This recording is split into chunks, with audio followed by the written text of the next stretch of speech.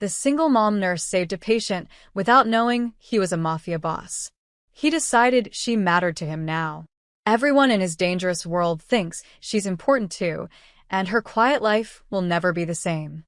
The coffee was cold, but Lucia Chen drank it anyway. Midnight shifts at Chicago Memorial had a rhythm: 3 car accidents, 2 overdoses, maybe a stabbing if the moon was full. 20 minutes into her shift, the ER hummed with its usual chaos.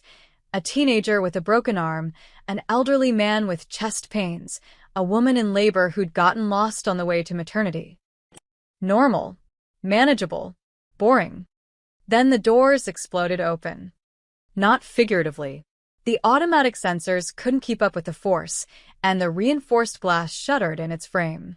Lucia's head snapped up from the chart she was updating as 8 men in dark suits stormed into the ER like a SWAT team breaching a meth lab.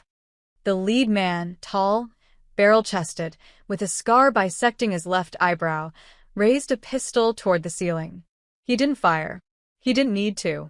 The ER fell silent except for the babies crying in room 3. "Everybody stops," the man barked. His voice had the flat authority of someone used to being obeyed. Nobody moves. Nobody calls the cops. 2 more men pushed through the entrance, carrying a third between them. The injured man's expensive suit was soaked black with blood.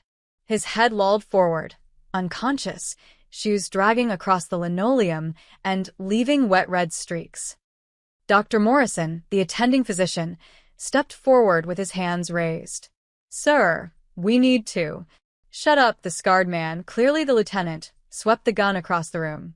"Your best surgeon." "Now." "I'm a trauma surgeon on duty," Morrison said, his voice steady despite the tremor in his fingers. "We'll take him too. He's got 3 gunshot wounds. Chest, abdomen, shoulder. He's been bleeding for 22 minutes. The lieutenant's eyes were black ice. "If he dies, everyone in this room dies with him. Starting with you, doctor." Lucia felt her pulse kick into combat tempo, the old familiar rhythm from Kandahar, from Helmand province, from the forward operating base where she'd earned her trauma certification with mortar rounds whistling overhead. Her hands steadied. Her vision sharpened. She'd left that life behind when Ethan was born. Traded her combat medic uniform for scrubs, firefights for night shifts, IEDs for drunk drivers. She'd promised herself she was done with violence. But violence, apparently, wasn't done with her. The men hauled their boss onto a gurney. Up close, Lucia could see he was younger than she'd expected, maybe 35, with sharp Mediterranean features going pale beneath olive skin. His breathing was shallow, rapid. Bad signs. Dr. Morrison approached, and Lucia saw his hands shaking as he reached for the man's wrist.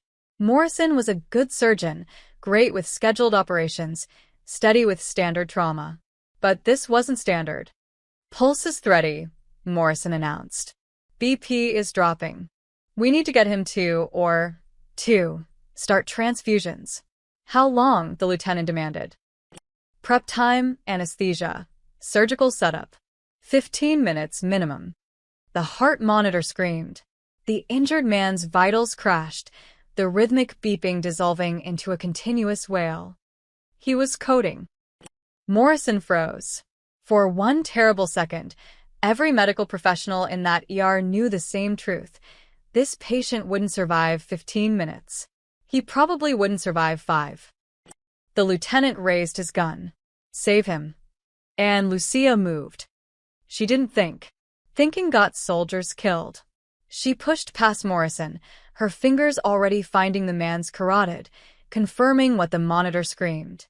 No pulse. She ripped open his shirt, buttons scattering like shrapnel. "Chest tube tray," she snapped at Jenny, the wide-eyed resident. "Thoracotomy kit. Crash cart. Move." "Lucia, what are you?" Morrison started. "He's got a hemothorax compressing his heart. Maybe worse. If we don't open him up right here, right now, he's dead in 2 minutes." She looked up at the lieutenant, meeting those cold eyes without flinching. "I can do this. But I need everyone to shut up and do exactly what I say." The lieutenant studied her for 3 seconds that felt like 3 hours. Then he nodded once. Lucia's training took over. Her hands became instruments of precision, moving with the muscle memory of 100 battlefield surgeries where sterile environment meant under a tarp while taking enemy fire. Jenny, glove me. Morrison, bag him. Keep oxygen flowing. You, she pointed at the youngest suited man, who looked barely 20, hold this light steady or he dies. The kid's hands shook, but he held the surgical lamp. Lucia made the incision, a swift, decisive cut between the ribs. Blood welled up, and she heard Morrison gasp, but her hands never wavered. She spread the ribs with the retractor, exposing the chest cavity. There. The left lung was collapsed, blood filling the pleural space. But worse, she could see the pericardium bulging, distended with blood. Cardiac tamponade. The heart couldn't beat because it was drowning in its own blood. Suction, she ordered. Jenny complied, trembling but steady. Lucia made a window in the pericardium. Blood gushed out, and suddenly the heart, that beautiful, stubborn muscle, began to beat again. Weak, but beating. The monitor's scream changed to a beep. Slow. Irregular, but alive. Jesus Christ, Morrison whispered. Lucia worked quickly, locating the bleeding vessels, clamping them. Her fingers were inside a human chest cavity in the middle of an ER with a gun pointed at her back, and it felt like the most natural thing in the world. Transfusion. O negative for units. Start antibiotics. And for God's sake, somebody get N or prepped so we can close him up properly. The ER erupted into controlled chaos. Nurses running, equipment wheeling, Morrison shouting orders into the phone. The medical machinery of a major hospital grinding back to life. Lucia stepped back, her gloves slick with blood. The man on the gurney, whoever he was, whatever he'd done, would live. At least for now. The lieutenant lowered his gun. He stared at Lucia with something that might have been respect, or might have been the first stirrings of fear. "What's your name?" he asked quietly. "Lucia Chen." "He's going to want to thank you." The lieutenant's scarred face revealed nothing. "My name is Rico. And you just saved the life of Matteo Romano." The name meant nothing to Lucia. But the way every nurse in the ER suddenly went still told her everything she needed to know. She'd just saved Chicago's most feared Mafia boss. And in doing so, she'd stepped into a world where debts were paid in blood. By 4 a.m., the ICU had become a fortress. Matteo Romano occupied the entire West Wing, all 6 rooms cleared of patients, relocated to other floors with mumbled excuses about plumbing issues. Armed men stood at every entrance, their suits doing little to conceal the weapons underneath. They didn't bother with subtlety. They didn't need to. Lucia finished her shift notes in the nurse's station, trying to ignore the 2 guards flanking the doorway. Her hands were steady now, the adrenaline crash still hours away. She'd been here before. The strange calm after saving a life, the mechanical process of documentation while her body forgot how to feel afraid. "Miss Chen." Rico appeared beside her desk without sound, and Lucia hated how she flinched. Up close, the scar through his eyebrow looked like an old knife wound. His eyes were the color of muddy water, opaque, revealing nothing. "I need to finish these charts," Lucia said, not looking up. "You need to answer my questions." It wasn't a request. Rico pulled up a chair, sitting too close, invading her space with deliberate intent. Intimidation 101. Lucia had dealt with aggressive soldiers, hostile locals, and one particularly unpleasant colonel who thought female medics were secretaries with first aid training. She met Rico's stare. Ask. "Where did you learn to do that?"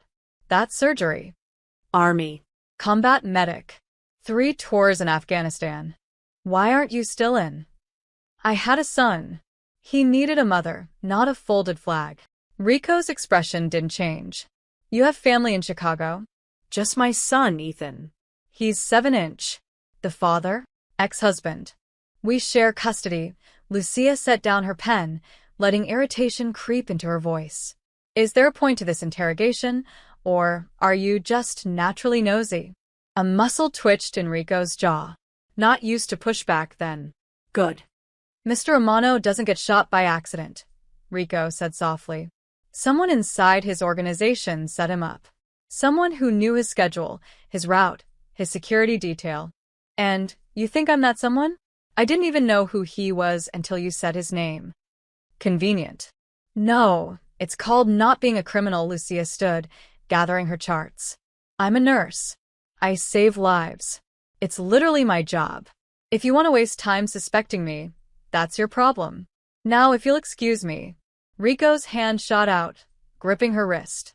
Not hard enough to hurt, but firm enough to stop her. You don't walk away when I'm talking. The ICU fell silent. Every nurse, every orderly, everyone pretending not to watch suddenly found somewhere else to be. Let go, Lucia said quietly. You don't understand what you've stepped into, what you've become part of by saving him. I understand perfectly. You're scared. Your boss almost died on your watch, and now you're scrambling to find someone to blame. But you're barking up the wrong tree. Lucia pulled her wrist free, and Rico let her. I did my job. That's all. She turned to leave, and nearly collided with Dr. Morrison and two men in expensive suits. Hospital administrators, judging by the panicked energy radiating off them. Nurse Chun, the taller one said, his smile strained. I'm Richard Voss, hospital director. We need to discuss the situation. There's nothing to discuss.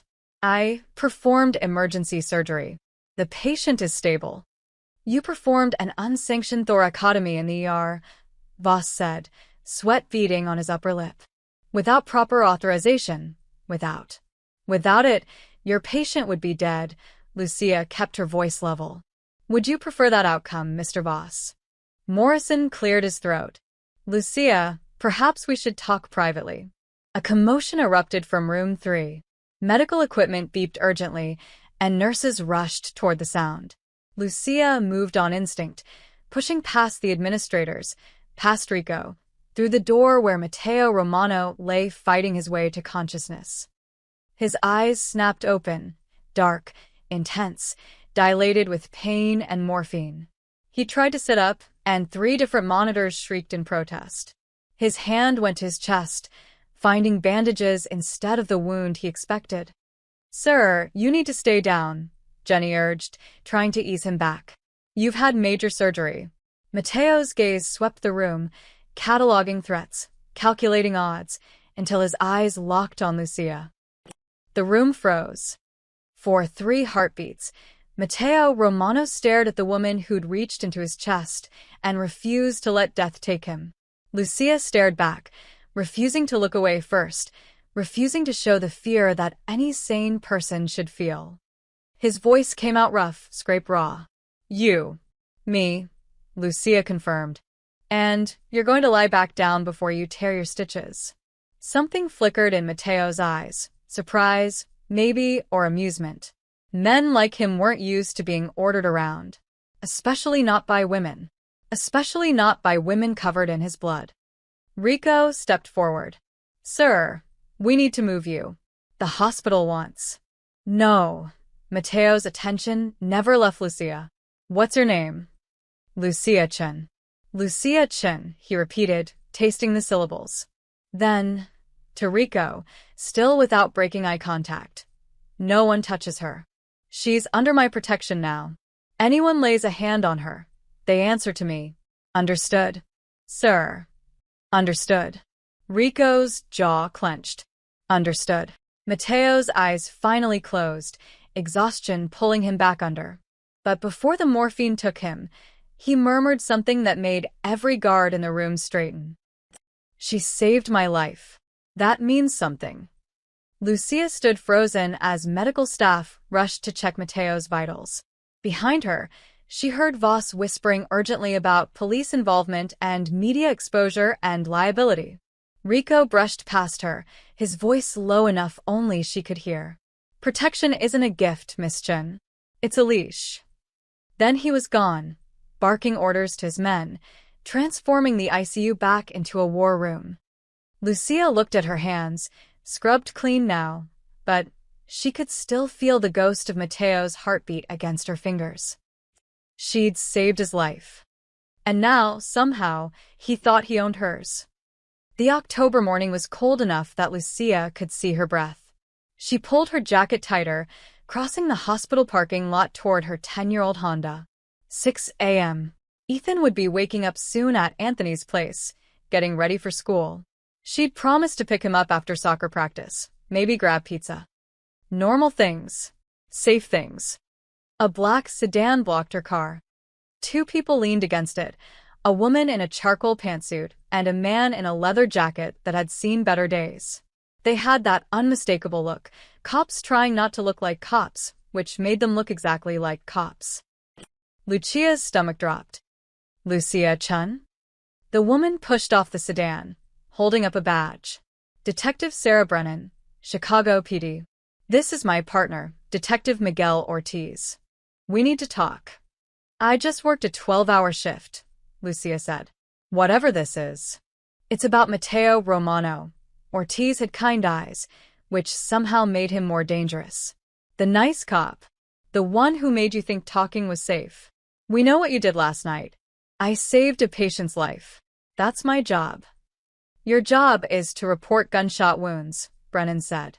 She was all edges, sharp cheekbones, sharper voice. Federal law requires medical professionals to notify police of any gunshot injuries. You didn't call us. His people made sure nobody did. Lucia's hands tightened on her bag strap. I was busy keeping him alive.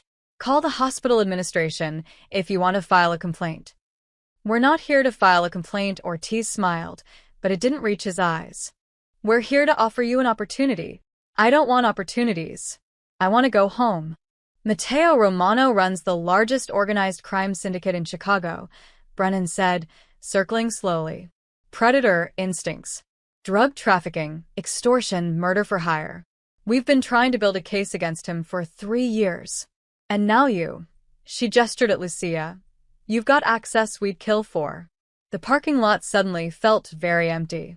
Very exposed. I don't have access to anything, Lucia said carefully. I treated him. He's in ICU. That's it. That's not it. Brennan pulled out her phone, swiping to a photo. Security camera footage from the hospital. Mateo's hand reaching for Lucia's wrist. Rico leaning close, whispering. He put you under his protection. Do you know what that means? It means he's grateful. It means you're in. Ortiz stepped closer, voice dropping. Whether you want to be or not. His people will watch you, trust you, talk around you. You could be our eyes and ears inside his organization. Lucia laughed, a short, bitter sound. You want me to spy on the Mafia? The same Mafia that has armed guards outside his hospital room. The same Mafia that threatened to kill everyone in the ER if he died. We can protect you, Brennan said. Like you protected him? He got shot 3 times. Brennan's expression hardened. Work with us, or we'll make your life very difficult. Is that a threat, detective? It's a reality check. Brennan put her phone away. You have a son, right? Ethan Chun. 7 years old, attends Riverside Elementary. Custody arrangement with your ex-husband, Anthony Chun. Ice flooded Lucia's veins. Don't. We're not threatening your son, Ortiz said quickly, shooting Brennan a warning look. But think about it. How long before Romano's enemies find out you saved him? How long before they decide your leverage? You think your custody arrangement survives when CPS learns you're associating with organized crime? I'm not associating with. You think a judge sees it that way? Brennan leaned in. Single mother, working night shifts, now under the protection of a known criminal? Anthony could argue you're exposing Ethan to danger. Hell, he'd be right. The words hit like bullets. Lucia had fought tooth and nail for 50-50 custody after the divorce. Anthony had tried everything, claiming she was unstable, that her PTSD from Afghanistan made her unfit, that Ethan needed a stable home environment. Only her spotless work record and character witnesses had saved her. And now these detectives were threatening to destroy it all. You can't do this, Lucia whispered. We don't want to. Ortiz's voice was gentle, almost apologetic. We want Romano. You help us get him. We make sure your custody stays intact. We make sure CPS never gets a call about concerns regarding the mothers' associations. Brennan pulled out a business card, pressing it into Lucia's hand. You have 48 hours to think about it. After that, we start making official inquiries. Hospital records. Background checks. The kind of paperwork that ends up in family court. This is blackmail. This is justice. Brennan's smile was cold. Romano has killed people, Lucia. Destroyed families. You really want to protect him? I want to protect my son. Then help us. Ortiz opened the sedan door. Call that number when you're ready to do the right thing. They drove away, leaving Lucia standing alone in the parking lot, the business card burning in her palm. Her phone buzzed. A text from Anthony. Running late. Can you pick up Ethan from school instead of practice? Need to talk about some things.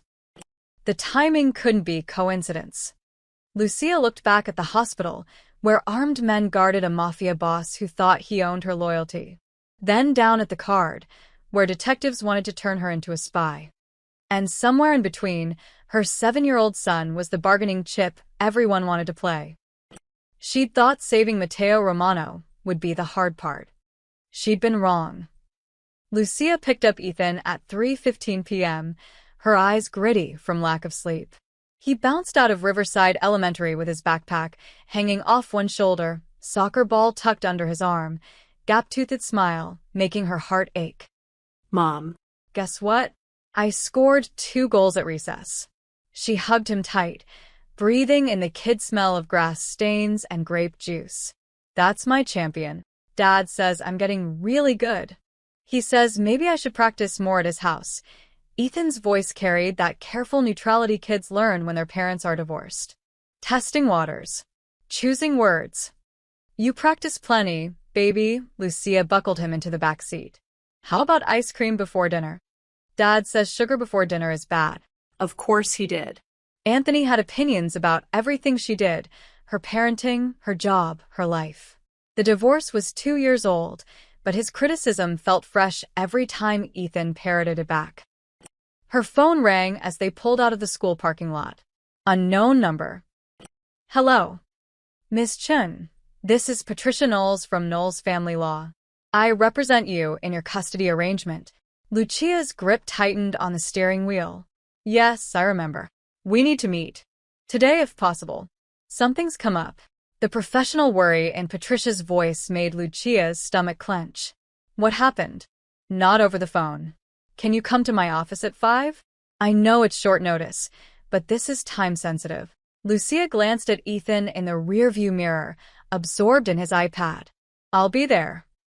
Patricia Knowles had an office in a renovated brownstone in Lincoln Park, the kind of place that charged by the minute and made you feel it.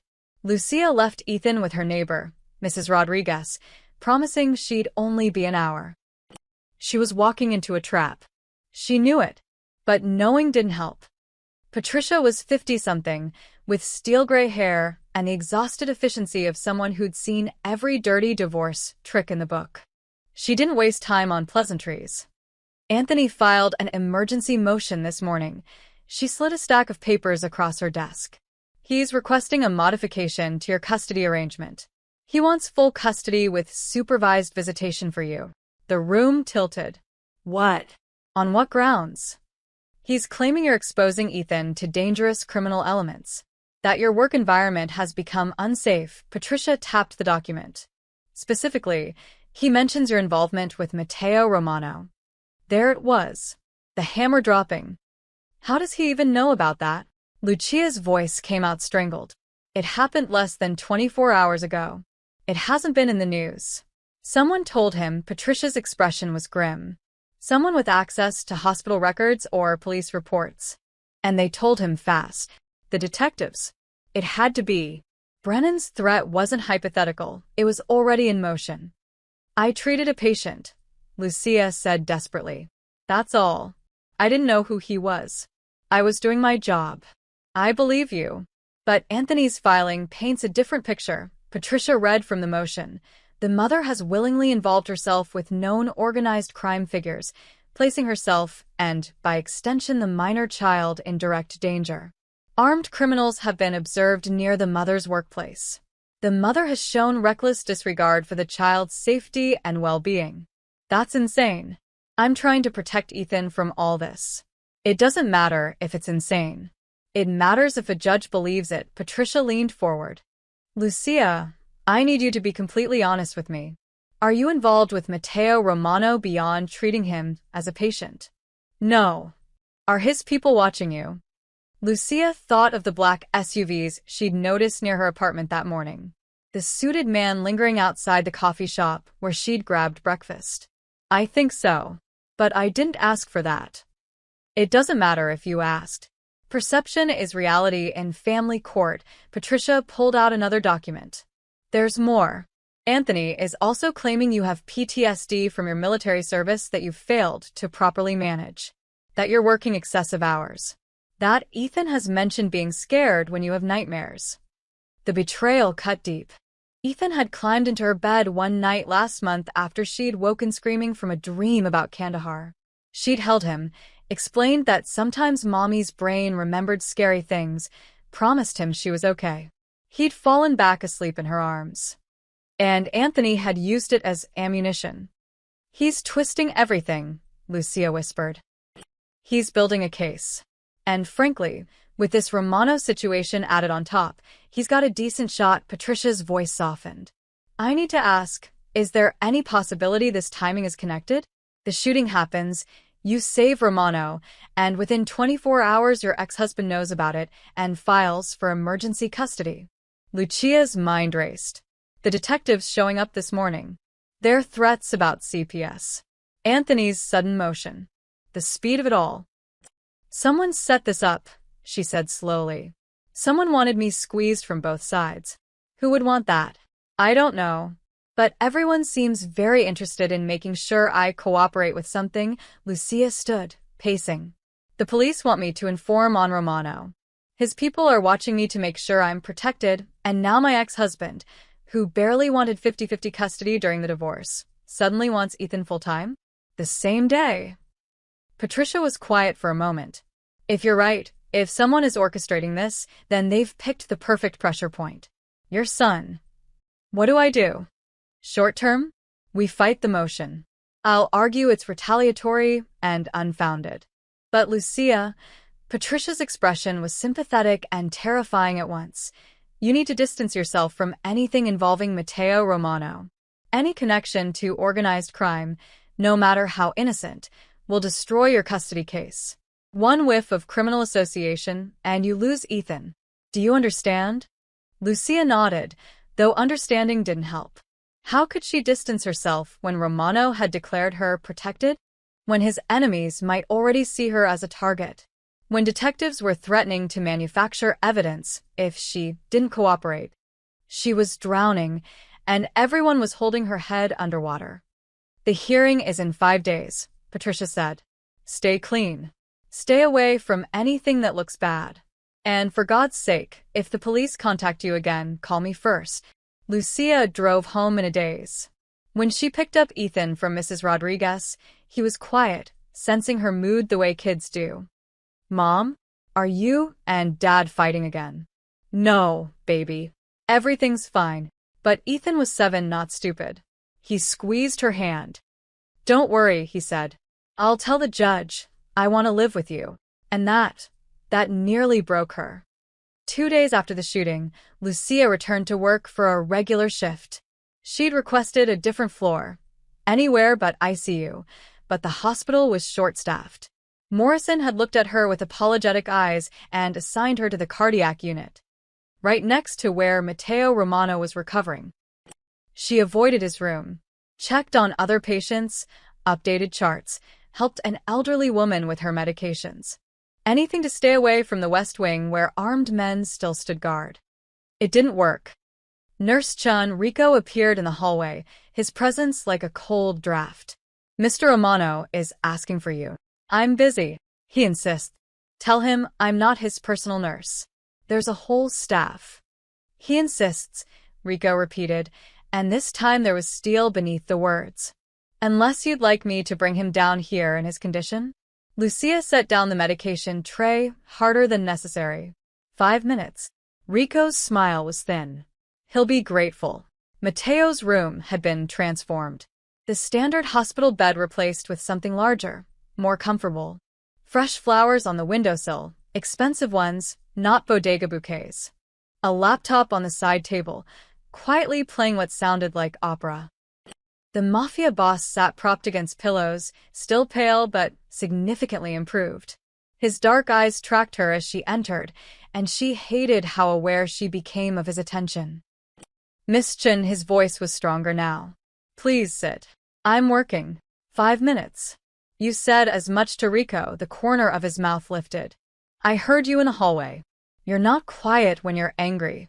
Despite herself, Lucia felt heat creep up her neck. What do you want, Mr. Romano? Mateo. He gestured to the chair beside his bed. Please. I don't bite. Your men threatened to kill everyone in the ER if you died. Forgive me if I don't trust your gentle nature. That earned an actual smile. Fair point. But I'm not going to hurt you. I wanted to thank you properly. You already had Rico tell me I'm protected, thanks received. That's not a thank you. That's a necessity. Mateo shifted slightly, wincing. You saved my life in a way that was impressive. Terrifying. Also impressive. Where did you learn to do that? Army combat medic. Afghanistan. You've seen war. Different kind than yours. Not so different. Mateo's expression grew thoughtful. You make decisions under pressure. Life or death in seconds. You don't hesitate. Is there a point to this conversation? The point is gratitude. He reached for something on the side table. A manila envelope, thick with papers. I want to offer you compensation. $250,000. Tax-free. Consider it a consulting fee. Lucia stared at the envelope like it might explode. No. It's not charity. You earned it. I don't want money from the Mafia. From a grateful patient, then. No, Lucia crossed her arms. I don't want anything from you, Mr. Romano. I did my job. You're alive. That's enough. Mateo studied her with those unsettling dark eyes. You're in danger because you saved me. My enemies will come after you to hurt me. The money would help you relocate, protect your son. How do you know about my son? Lucia's voice went cold. I know about the custody hearing, about your ex-husband's sudden motion, about the detectives who cornered you in the parking lot. Mateo set the envelope aside. I make it my business to know about people who matter. I don't matter to you. I'm a nurse who happened to be working that night. You matter because you saved my life. In my world, that creates a debt. Mateo's tone was patient, explaining something he considered obvious. I pay my debts, then consider it paid. We're even. Done. That's not how this works. That's exactly how this works. Lucia leaned forward, meeting his gaze directly.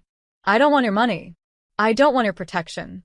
I don't want anything that ties me to your world. I have a son to think about, a custody battle to win, and associating with you makes all of that impossible. So thank you for the offer, but no. Silence stretched between them. Outside, a heart monitor beeped steadily. Someone laughed down the hallway. Normal hospital sounds from an abnormal situation. I respect that, Mateo said finally. You're trying to keep your son safe. I understand. But my protection isn't optional. It's already in place. My enemies don't care that you want distance. They'll come anyway. Then tell your men to leave me alone. I can't do that. Not until the threat is neutralized. How long will that take? However long it takes to find who ordered my assassination. Mateo's expression hardened. Someone close to me. Someone I trusted. And when I find them, they'll wish they'd succeeded in killing me. The casual violence in his voice sent ice down Lucia's spine. This was the real Mateo Romano, not the grateful patient, but the man who'd built an empire on fear. She stood. I need to get back to work. Lucia, he stopped her with just her name. I know what the police want from you, what they've threatened, and I know what your ex-husband is trying to do. How? Because I've been where you are. Trapped between bad choices, Mateo's eyes were steady, sincere in a way that felt more dangerous than his threats. You don't have to choose. Not yet. Just. Be careful. Trust is currency in my world. And right now, you're one of 3 people I trust. Who are the other 2? He smiled, but it didn't reach his eyes. That's the problem. I'm not entirely sure. After Lucia left, Rico entered the room. He'd been listening, of course. Always listening. She refused the money, Rico said. Yes. She wants nothing to do with us. Yes. So, why keep protecting her? Mateo was quiet for a moment, staring at where Lucia had stood. Because she's genuine. In a world of lies, she told me no. Do you know how rare that is? Rico's jaw tightened. She's a liability. She knows nothing, owes us nothing, and creates complications we don't need. She saved my life. So you've said. Multiple times, Rico's voice carried an edge. But sentiment doesn't keep you alive, Mateo. Strategy does. She's a loose end. She's under my protection. That's final. After Rico left, his displeasure evident in every rigid line of his shoulders, Mateo made a call. Watch her, he instructed. Close, but not obvious. And find out who leaked information to her ex-husband.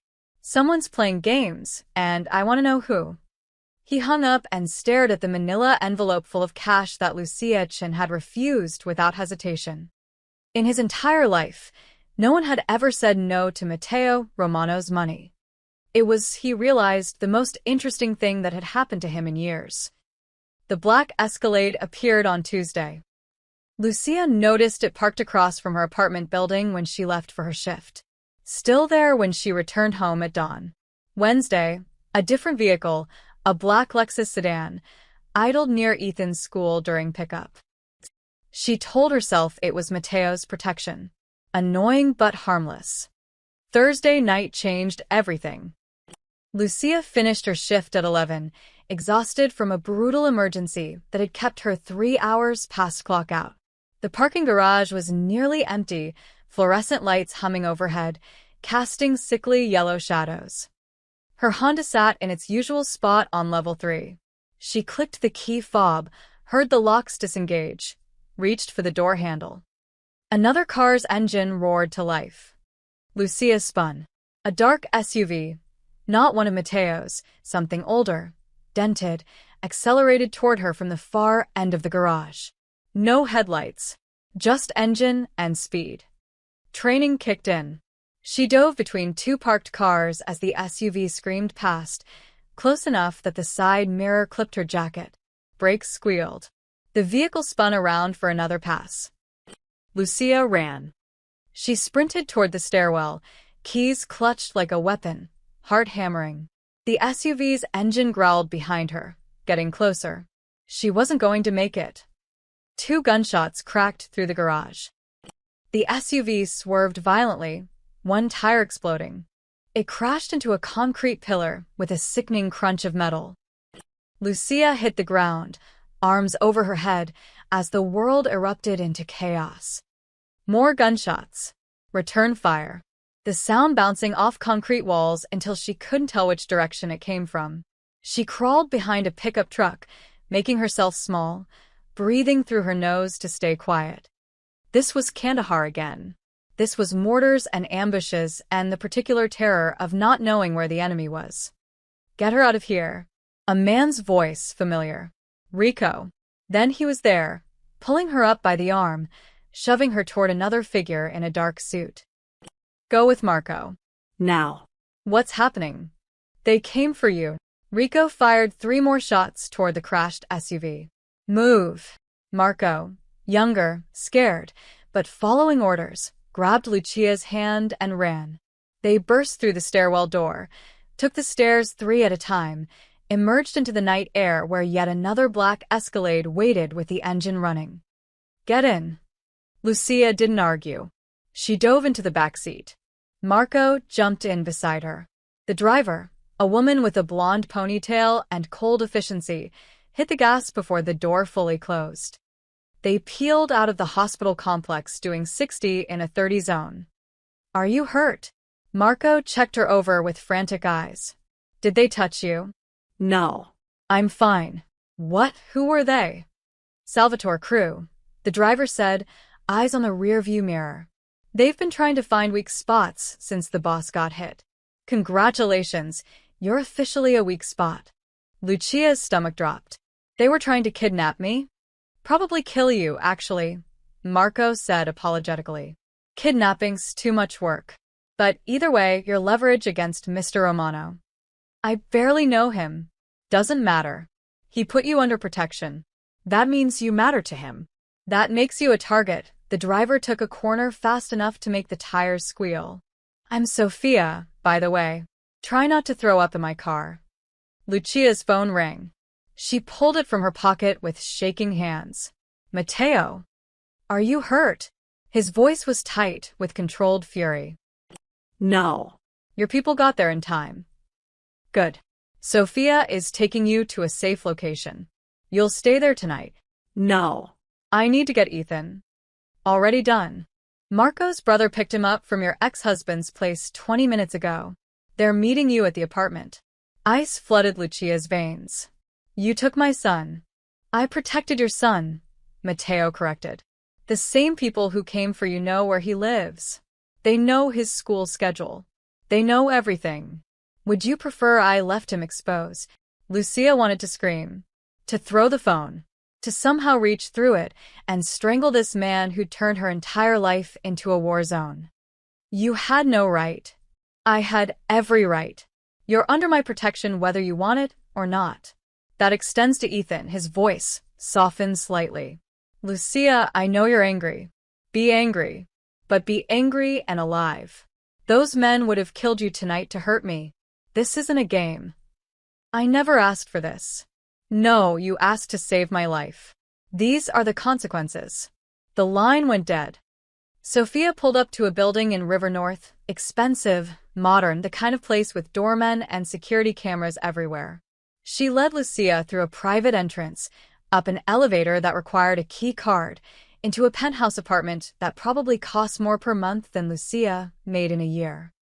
Ethan sat on the leather couch, clutching his backpack, looking small and scared. A kind-faced man in his 40s sat nearby, Marco's brother, presumably, trying to make conversation about soccer. Mom. Ethan launched himself at her. Lucia caught him, holding tight, feeling his heartbeat against hers. I'm here, baby. I've got you. They said there was an emergency. That you needed me. I got scared. I know. I'm sorry, she pulled back, checking him over. No injuries, just fear. We're safe now. Why are we here? Whose house is this? Good question. Lucia looked at Sophia, who shrugged. Safe house. Belongs to Mr. Romano's organization. You'll stay here until the threat is neutralized. How long will that take? Depends how fast the boss finds who's trying to kill him. Sophia handed Lucia a phone, new, pre-programmed. Your number's compromised.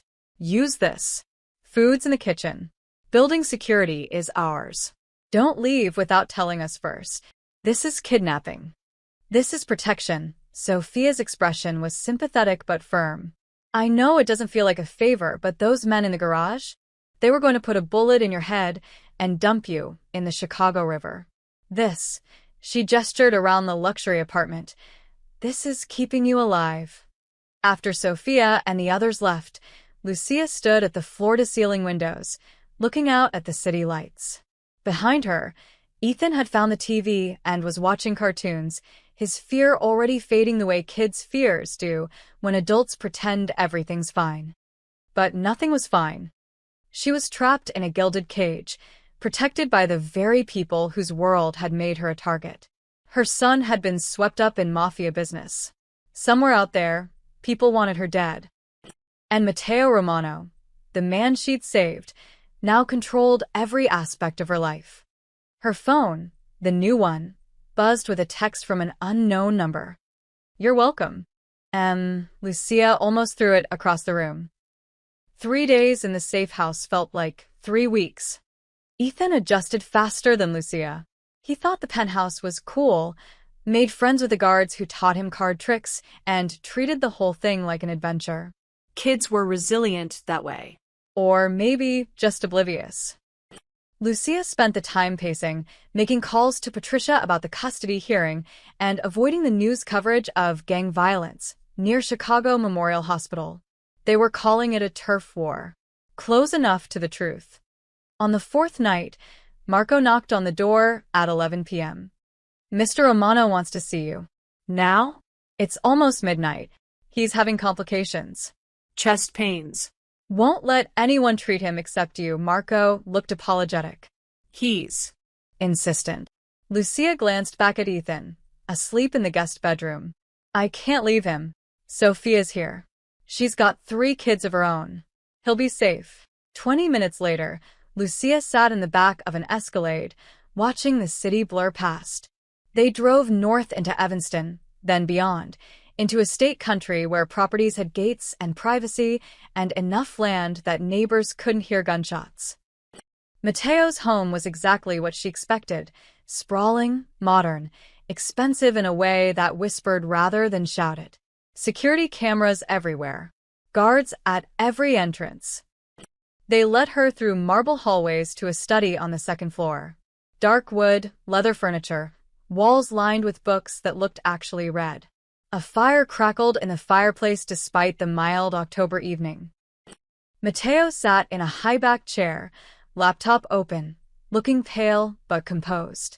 Rico stood near the window. 2 other men she didn't recognize occupied the other chairs, older, expensive suits, the kind of men who made decisions that destroyed lives. Gentlemen, give us the room, Mateo said when Lucia entered. Rico's jaw tightened. Sir, we haven't finished. We'll continue later. Leave us. The men filed out, Rico last, throwing Lucia a look that promised violence if she stepped wrong. The door closed with a heavy click. You said you had chest pains, Lucia said. I lied. Mateo closed the laptop. I needed an excuse to bring you here that Rico wouldn't question. Have a seat. I don't want to sit. I want to go back to my son. In a moment. First, we need to talk. Mateo stood, moving carefully, one hand pressed to his ribs. The attack at the hospital wasn't random. The Salvatore crew doesn't move without orders from higher up. I figured that much out. What you don't know is why he crossed to a cabinet, poured 2 glasses of whiskey, offered her one. She refused. He shrugged and drank both. Someone in my organization set me up. Someone close enough to know my schedule, my route, my security detail. They gave that information to my enemies. Why tell me this? Because you're caught in the middle of it. And because, Mateo paused, choosing words carefully. I trust fewer people than fingers on one hand. You just became one of them. Lucia laughed bitterly. You don't know me. I know you refused $250,000. I know you saved my life twice now, once on the operating table, once by noticing those men in the garage before they killed you. I know you're honest in a world where honesty gets people killed. He met her eyes. That's more than I know about men I've worked with for years. That's insane. That's survival. Mateo returned to his chair, wincing. There's a traitor in my organization. Someone high up. Someone who wants me dead badly enough to risk war with the families. And you think I can help with that because you're outside it. You see things my people don't. He gestured to the chair again. Please. I'm recovering from being shot. Looking up at you is hell on my neck. Against her better judgment, Lucia Saturday. I'm playing weak, Mateo continued. Slower to recover than I actually am. More vulnerable. I need whoever ordered the hit to think they've damaged me enough to make another move. You're using yourself as bait. I'm smoking them out. But I need someone I trust watching, listening. Someone who wouldn't normally be in these conversations. I'm a nurse, not a spy. exactly. No one suspects the medical staff. Mateo leaned forward. I'm not asking you to inform on me to the police. I'm asking you to help me find the person who's trying to kill me. The same person whose associates tried to kill you. Lucia's mind raced. This was insane. Every instinct screamed at her to refuse, to demand he take her back to the safe house, to somehow extract herself and Ethan from this nightmare. But Mateo was right about one thing. Someone had tried to kill her. And until that person was caught, she and Ethan were targets. What exactly are you asking me to do? Stay close. When I need medical attention, and I'm legitimately not fully healed, you provide it. Watch my people. Listen to what they say around you. Medical staff are invisible in my world. They see and hear everything. You want me to spy on your own organization. I want you to help me survive. There's a difference. Before Lucia could respond, voices erupted in the hallway. Raised angry. She recognized Rico's tone. Sharp, defensive. Can't keep making decisions based on sentiment. Watch your tone, another man's voice, soldier. He's still your boss. For how long? He's weak. Distracted. That nurse has him. The door opened suddenly. Rico stopped mid-sentence, his eyes going wide as he saw Lucia sitting in the study. For 3 terrible seconds, nobody moved. Then Mateo laughed, cold, dangerous. Please, Rico. Continue. I'm fascinated to hear what my second-in-command really thinks. Rico's face drained of color. Sir, I didn't. You didn't mean for me to hear? Or you didn't mean to question my judgment? Mateo's voice could have cut glass. Because it sounded very much like you were discussing my fitness to lead. The older man who'd followed Rico, the consigliera, Lucia realized, recognizing him from earlier, stepped forward smoothly. A misunderstanding. Rico was simply expressing concern for your health. We all want you fully recovered. Of course, Mateo's smile never reached his eyes. My health. How thoughtful.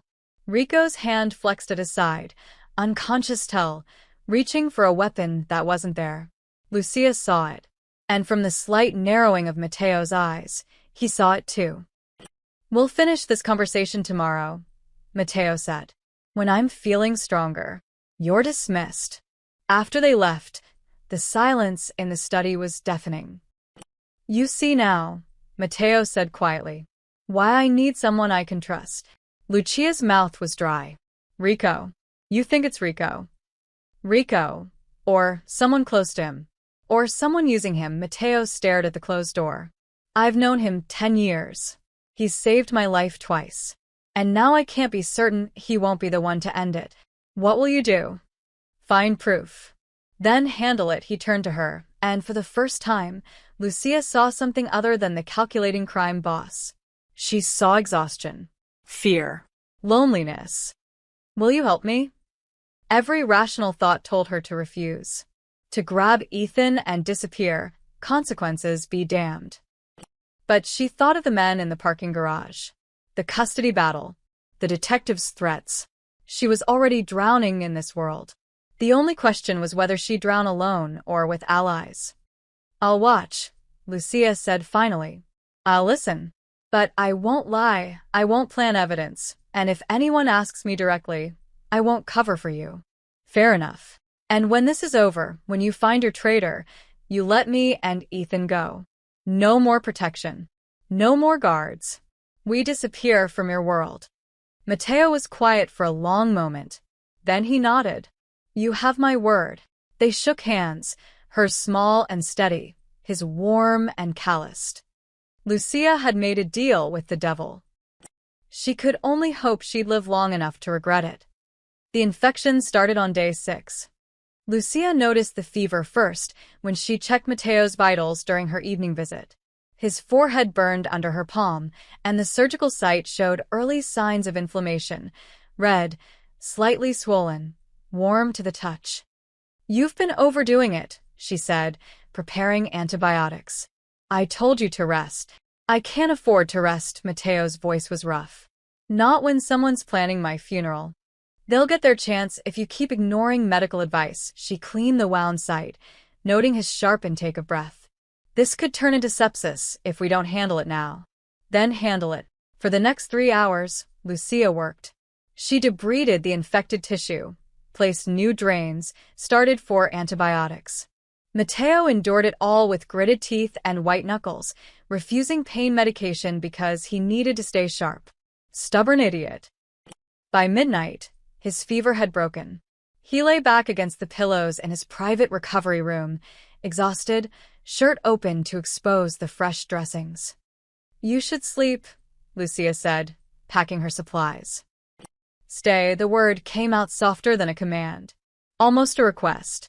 Just, for a few minutes, talk to me. Lucia should have left. Should have maintained professional distance. But something in his voice, vulnerability masked as practicality, made her sink into the chair beside his bed. What do you want to talk about? Anything. Tell me about Afghanistan. So she did. Small stories, safe ones. The military humor that kept soldiers sane.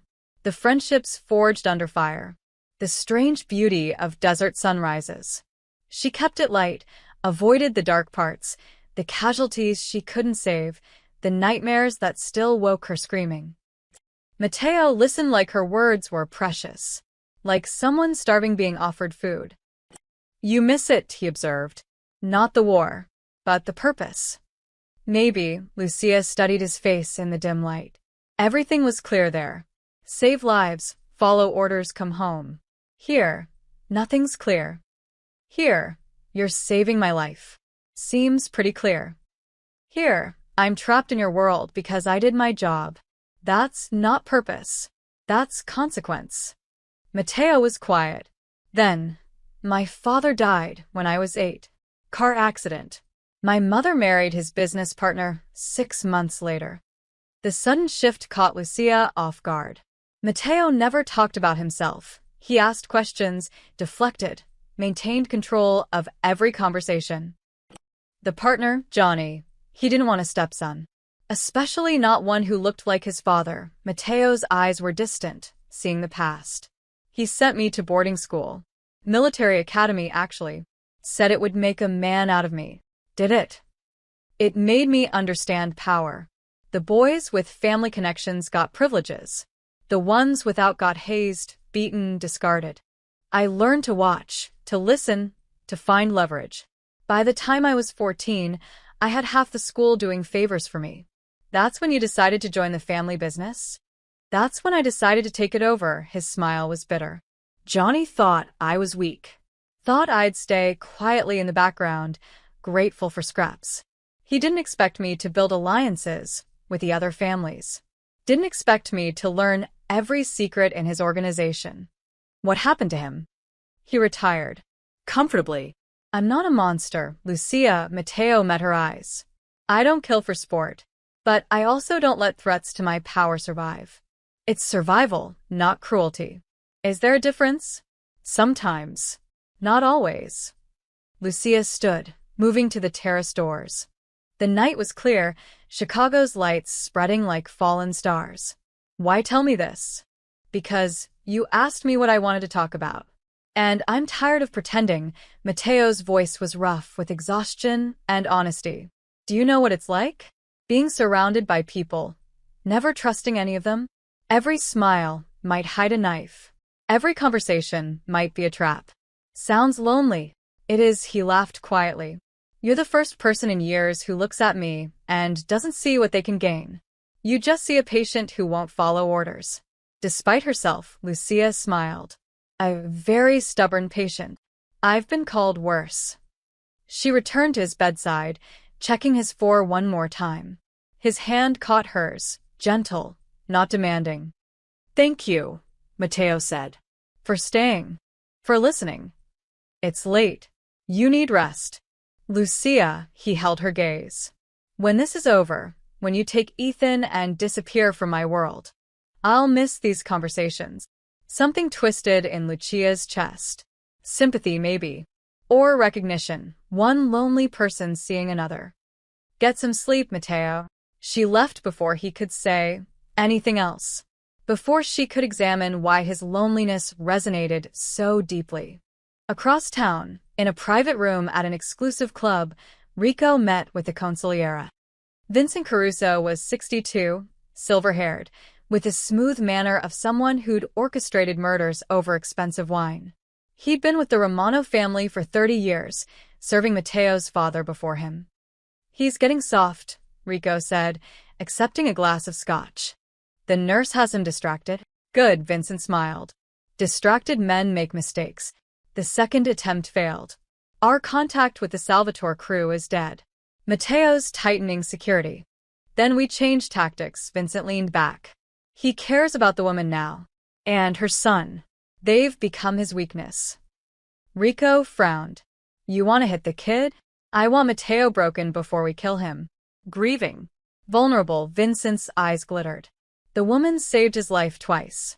He's emotionally invested in keeping her safe. When she dies, when her son dies, and Mateo realizes he couldn't protect them despite all his power, he'll be destroyed. He'll be careless. And that's when we strike, Vincent raised his glass. To new strategies. Rico clinked glasses, but his expression was troubled. The woman's innocent. The kid's 7 years old. This is business, Rico. Not personal, Vincent's voice hardened. You wanted to take over the organization. This is the price. Are you in, or should I find someone with a stronger stomach? Rico thought of Mateo's distrust, his weakening grip on power, the empire that could be his if he just had the courage to take it. I'm in. Good. I'll make arrangements. Something tragic. An accident, perhaps. Gas leak in that safe house where they're staying, Vincent smiled. Mateo will blame himself. He'll spiral. And when he's at his lowest, you'll be there to take control. Reluctantly, of course. For the good of the organization. And if he suspects, he already suspects. But suspicion without proof is meaningless, Vincent finished his drink. By the time he has proof, he'll be too devastated to care. In his recovery room, Mateo lay awake, staring at the ceiling. His chest ached, not from the surgery but from something harder to name.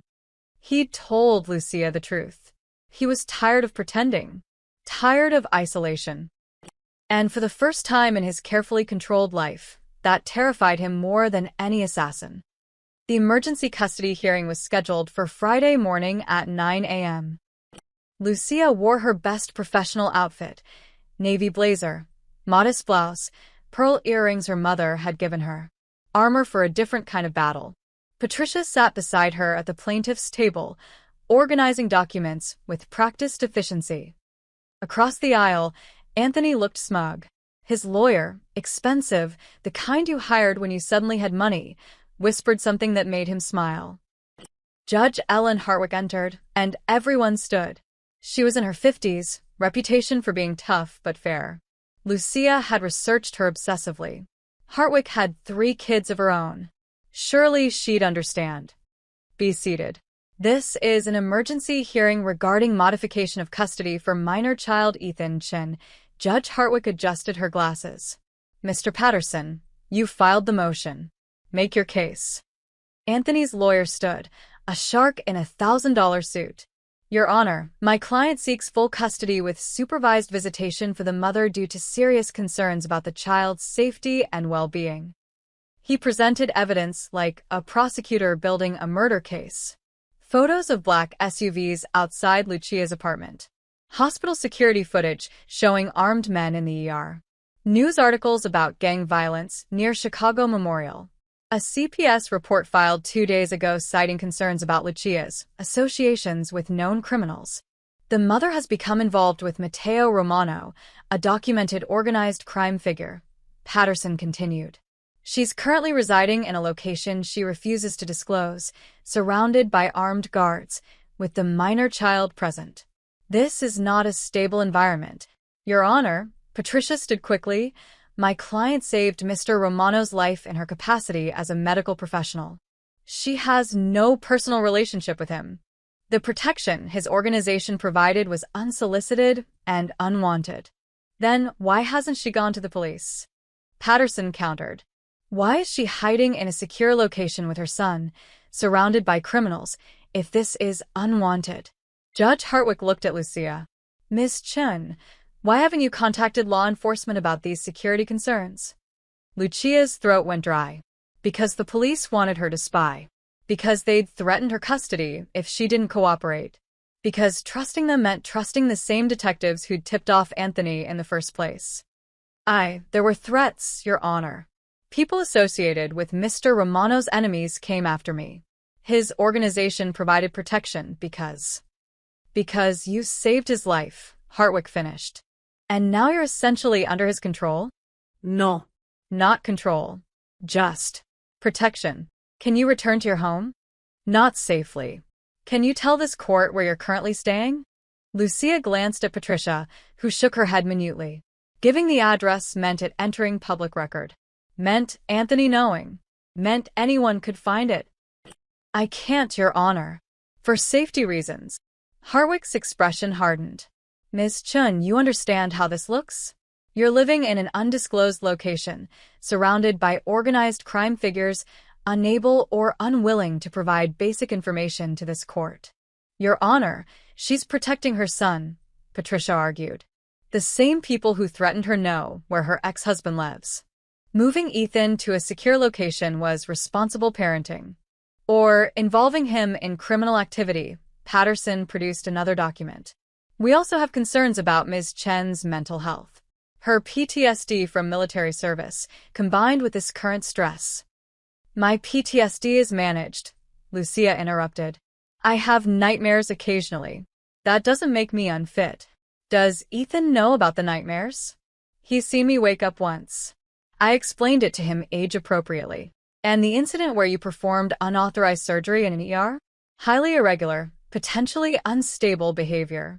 I saved a man's life. Order, Judge Hartwick's voice cut through the tension. Ms. Chun, I understand you acted heroically. But Mr. Patterson raises valid concerns. You're living in hiding, your son is surrounded by armed criminals, and you refuse to provide basic information to this court. Because someone leaked information about me to my ex-husband within hours of the incident, Lucia said desperately. Someone who wants me compromised. If I give you that address, Ethan's safety is at risk. Harwick was quiet for a long moment. I'm ordering a full CPS evaluation. Ms. Chun, you will cooperate fully, including disclosing your current location to the investigator under seal. I'm also ordering a psychological evaluation to assess your PTSD and current mental state. Lucia's stomach dropped. Your Honor. Until these evaluations are complete, custody remains as currently ordered, but with modifications. All exchanges will occur at the police station with officers present. Ms. Chun, you will not take Ethan to your current residence until CPS deems it appropriate. Is that clear? Yes, Your Honor. We'll reconvene in 2 weeks. Court is adjourned. Outside the courthouse, Lucia stood on the steps, shaking. Patricia squeezed her shoulder. This isn't over. We can fight this. How? Everything they said is true. I am hiding. There are armed criminals around my son. I can't prove I'm not involved with Mateo. Then we get creative. Patricia's phone rang. She glanced at the screen, frowned. I need to take this. Wait here. Lucia watched her lawyer walk away, leaving her alone on the courthouse steps. Ms. Chun. She turned. Detectives Brennan and Ortiz approached from opposite directions, coordinated, practiced. Trapping her again. Rough hearing, Brennan said. Sounds like the judge has concerns. What do you want? To help, Ortiz's kind cop routine was back. CPS evaluations can go either way. A word from law enforcement about your cooperation, your character, that carries weight. You want me to spy on Mateo? I already told you no. That was before you were in hiding, before your custody was threatened, before your son was living with armed criminals. Brennan stepped closer. We can make this go away, Lucia. One call to the judge. One statement that you're cooperating with an ongoing investigation. Your custody problems disappear. And all I have to do is betray someone who's protecting me from people you couldn't stop. Betray? You'd be helping us take down a murderer. Brennan's voice hardened. How many people has Romano killed? How many families destroyed? And you're protecting him? I'm protecting my son. Then work with us. Help us build a case. When Romano's in prison, the threat disappears. You get your life back. Lucia looked between them, 2 cops offering salvation with one hand, holding a noose with the other. I need to think. Clock's ticking, Brennan said. CPS investigator starts next week. We can make her report glowing or damning. Your choice. They left her standing on the courthouse steps, trapped between impossible choices. Her phone buzzed. A text from an unknown number.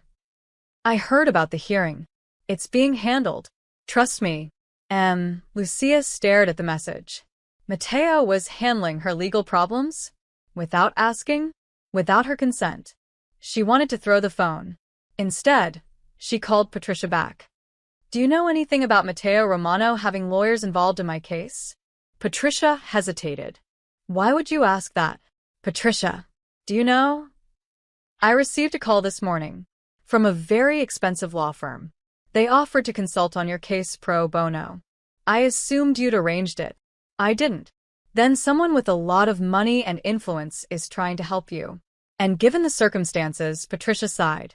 Lucia, if Romano's people are interfering in your custody case, that's exactly the kind of thing that will destroy you in court. But it was also exactly the kind of thing that might save her. Lucia stood on those courthouse steps, realizing she'd already lost. Whether Mateo Romano destroyed her or saved her didn't matter. She was his now, whether she wanted to be or not. Mateo made his decision on Sunday morning. I'm going back to the hospital for follow-up, he announced during the security briefing. Tuesday, 2 p.m. Full detail, standard route. Rico's head snapped up. Sir, that's not wise. You're still recovering. Which is exactly why I need medical evaluation. Mateo's tone was casual, but Lucia saw the calculation behind his eyes. I've been hiding long enough. Time to show I'm back in control. At least let me change the route, Rico insisted. Use the private clinic instead. Chicago Memorial. Dr. Morrison's expecting me. It's arranged. After the meeting, Lucia cornered Mateo in his study. You're baiting them, she said quietly. I'm smoking them out. There's a difference. Not to the person being used as bait. Mateo smiled grimly. I'll have 20 armed guards. I'll be fine. That's what you thought last time. Tuesday arrived with unseasonable warmth, the kind of October day that made Chicago feel almost kind. Lucia reviewed the transfer paperwork that morning. Standard medical transport, scheduled appointment with Morrison, routine post-surgical evaluation. Everything looked normal. Too normal. She read the orders again, slower this time. Transfer scheduled for 2 p.m. Ambulance bay entrance. Patient to be moved to radiology on the 4th floor for CT scan before examination. 4th floor. Radiology. Lucia pulled up Mateo's medical file. His last CT scan was 3 days ago. Results were clear. There was no reason for another scan. Morrison hadn't ordered one. Her pulse kicked up. She called Mateo's cell. It went to voicemail. She tried Marco. No answer. Sophia. Nothing. Lucia grabbed her jacket and ran. The convoy was already forming when she burst into the estate's motor court. 3 black SUVs, engines running. Mateo emerged from the house with Rico at his side, flanked by guards. Stop, Lucia shouted. Don't go. Every gun turned toward her. She froze, hands raised. Stand down, Mateo ordered. Lucia, what's wrong? The transfer orders. They're wrong. Someone added a CT scan that wasn't scheduled. Morrison didn't order it. Rico stepped forward. Medical miscommunication. It happens. It doesn't happen. Not with routine transfers. Lucia kept her eyes on Mateo. Someone altered the orders. Why would they do that unless they're planning something at the hospital? She's paranoid, Rico said, but his voice was too controlled. Too careful. Sir, we're running late. Which floor is radiology? Mateo asked quietly. 4th, Lucia said. With rooftop access. The silence that followed was deafening. Mateo looked at Rico. Really looked at him. Did you review the transfer orders? Of course. Everything checked out. Who approved the CT scan? Morrison's office called yesterday. Said they wanted updated imaging before the examination. Call them, Mateo ordered. Verify. Now. Rico pulled out his phone, but his hand was shaking slightly. He dialed, waited. It's going to voicemail. Try the hospital directly. Marco made the call. Spoke briefly. His face went pale. Morrison's office never called about imaging.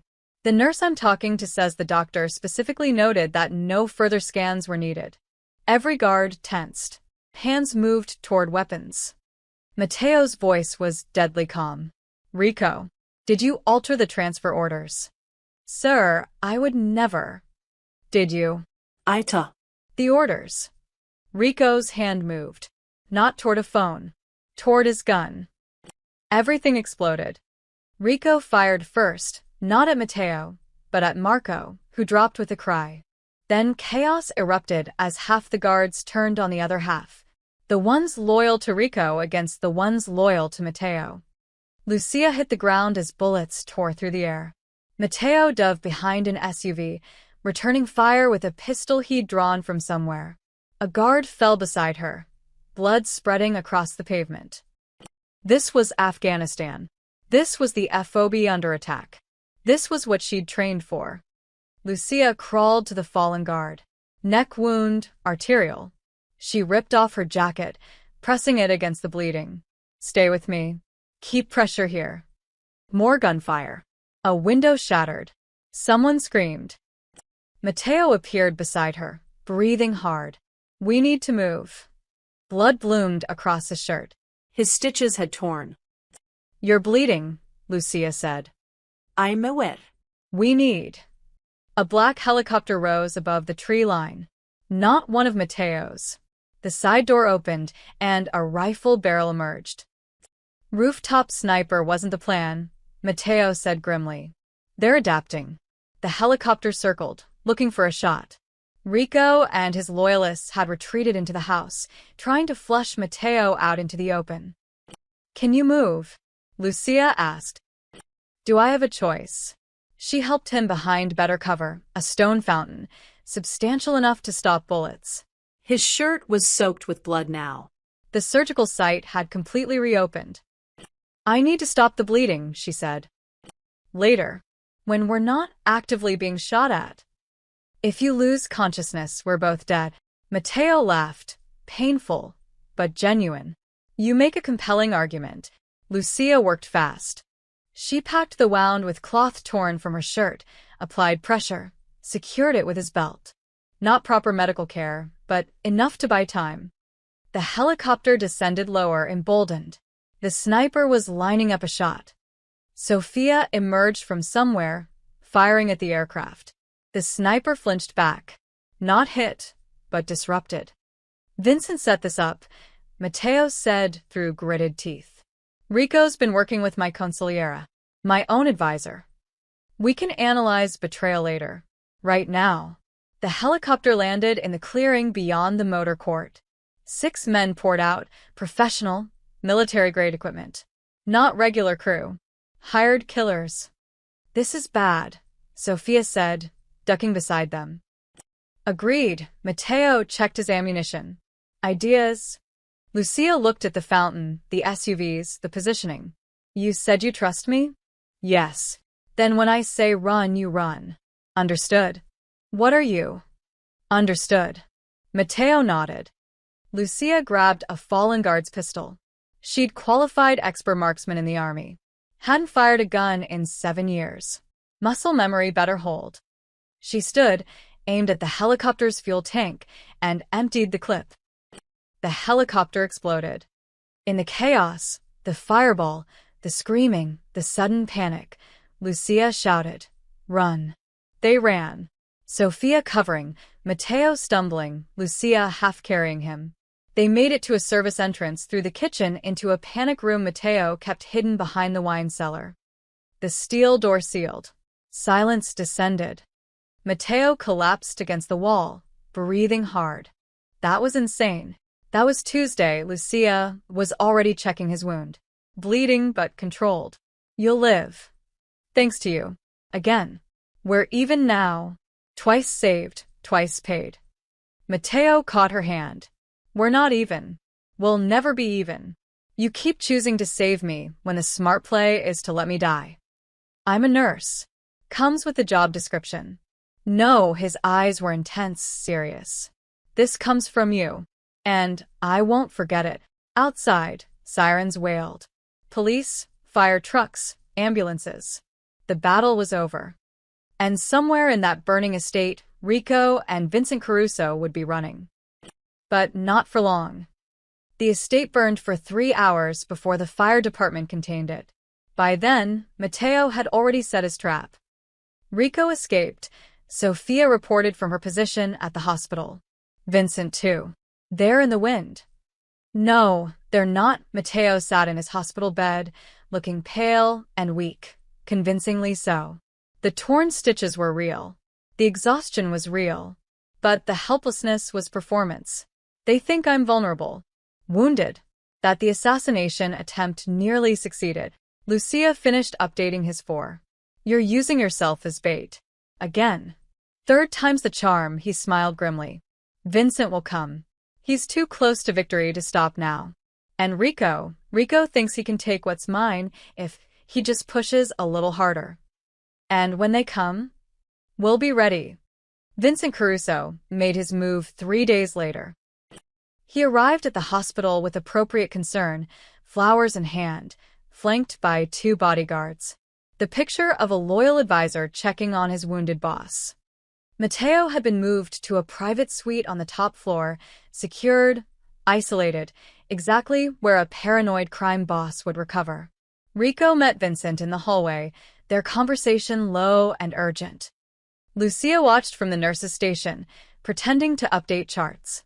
A small microphone in her pocket, courtesy of Matteo's tech specialist, captured every word. Barely hanging on, Rico said. The doctor says he might not make it through the week. Tragic, Vincent's voice carried false sympathy. But perhaps it's time to discuss succession. The organization needs leadership. Matteo trusts you. If you recommended me as interim boss, let's discuss it with him. While he's still lucid enough to make decisions. They enter Matteo's room. Lucia waited 30 seconds, then followed, pushing a medication cart. Matteo looked terrible. Pale, sweating, monitors beeping irregularly. He'd coached himself into displaying every symptom of a dying man. If Lucia hadn't known better, she'd be rushing to code him. Vincent, Matteo's voice was weak. Good of you to come. Of course. We need to discuss the organization's future. Vincent sat beside the bed, all grandfatherly concern. You're in no condition to lead. Perhaps it's time to step aside. Temporarily, of course. You think I should retire? I think you should rest. Let Rico manage day-to-day operations. Under my guidance, Vincent smiled. You've earned peace, Matteo. Let others carry the burden. And if I refuse? Vincent's expression hardened. Then you force my hand. Lucia's pulse kicked up. This was it. Rico moved toward the door, locking it. His hand went to his jacket. Gun.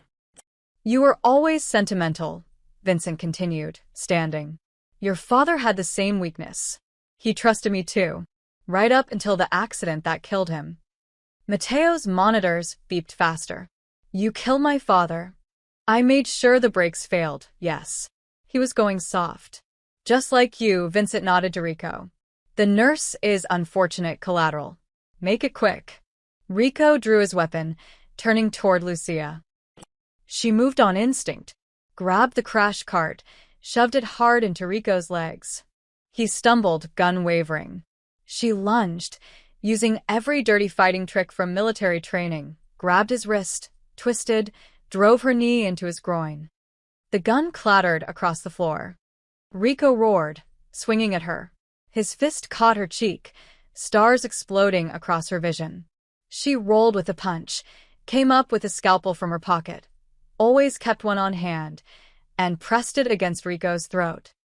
Don't move. Vincent lunged for the fallen gun.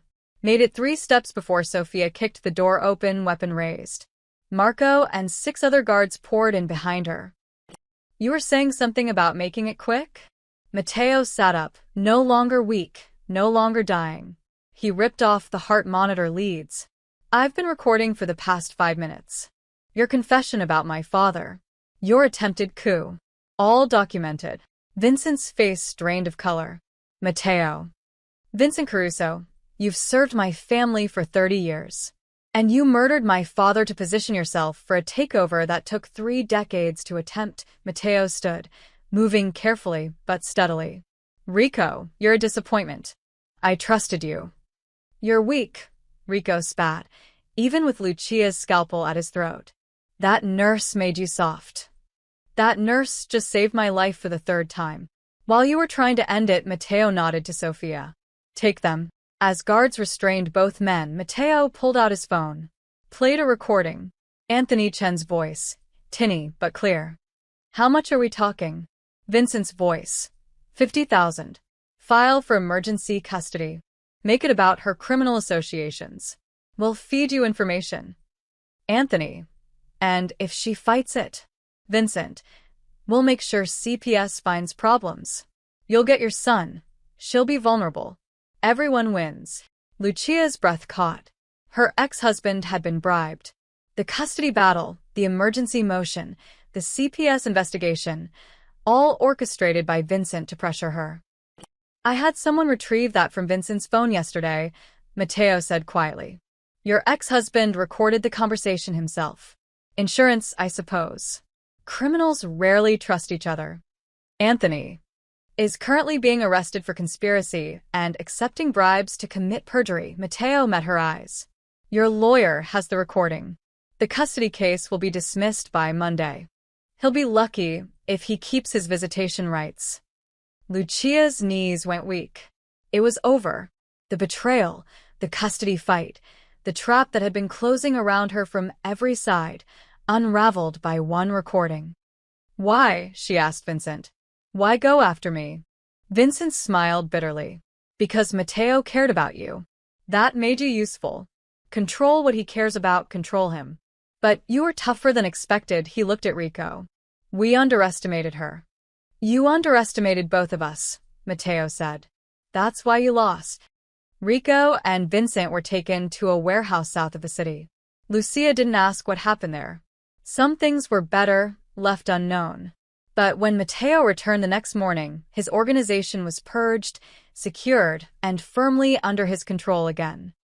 The detective team, Brennan and Ortiz, received an anonymous package containing evidence of their attempts to coerce a civilian and leak protected medical information. Internal Affairs would be very interested. And Anthony Chin faced conspiracy charges that would make any custody battle impossible. Lucia sat in the hospital cafeteria the next day, drinking coffee that actually tasted good for once. Matteo joined her, moving stiffly but healing. It's over, he said. Is it? Vincent and Rico won't hurt anyone again. The Salvatore crew accepted a peace offering. Your custody case is resolved. The detectives are occupied. He smiled slightly. Yes, it's over. Lucia should have felt relief. Instead, she felt exhausted. What now? Now you decide. Matteo met her eyes. I promised you could disappear. Take Ethan and go. I'll keep my word. Or you stay. Not as someone under my protection. As someone I trust. As he hesitated. As a friend. Lucia thought of Ethan. Of their life returning to normal. Of the promise she'd made herself to stay away from violence. But she also thought of Matteo's loneliness. Of the trust they'd built. Of how sometimes the right choice wasn't the safe one. I'll think about it, she said. And Matteo smiled, real, genuine, reaching his eyes. That's all I ask. 6 weeks later, autumn had fully claimed Chicago. The leaves in Lincoln Park turned gold and crimson, and the morning air carried the crisp promise of winter. Lucia stood in her apartment, her real apartment, the one she'd left 2 months ago, packing the last of the boxes. The safe house had been comfortable, but never home. Now, with Vincent and Rico gone, with Anthony's custody case dismissed and his visitation reduced to supervised hours, she could finally return. A knock at the door. She checked the peephole, habit now, always checking, and opened it. Matteo stood in the hallway wearing jeans and a leather jacket instead of his usual expensive suits. He looked younger somehow, healthier. The haunted exhaustion that had shadowed his eyes was gone. I hope I'm not interrupting, he said. Just packing. Come in. He entered carefully, taking in the modest space, children's drawings on the fridge, soccer trophies on the shelf, the comfortable chaos of a real home. So different from his estate's cold elegance.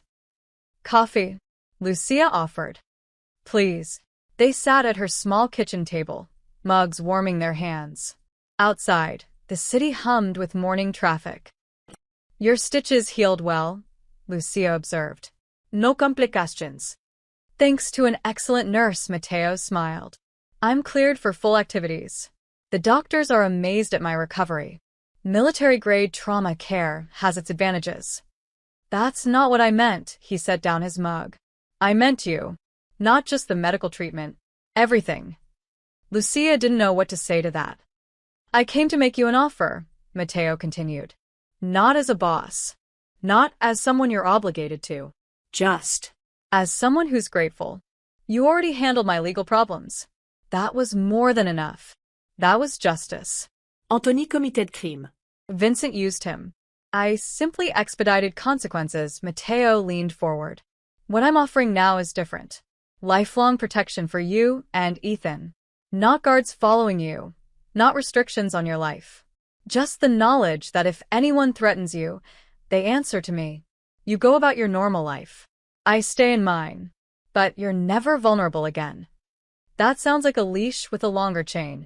It's insurance with no strings attached. His voice was earnest. Lucia, you saved my life 3 times.